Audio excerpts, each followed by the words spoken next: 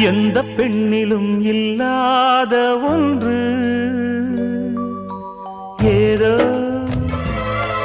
அது ஏதோ அடி ஏதோ உன்னிடம் இருக்கிறது. அதை அறியாமல் விடமாட்டேன், அதுவரை உன்னை தொடமாட்டேன்.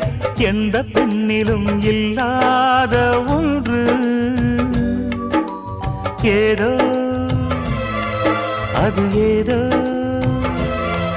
அடி ஏதோ உன்னிடம் இருக்கிறது.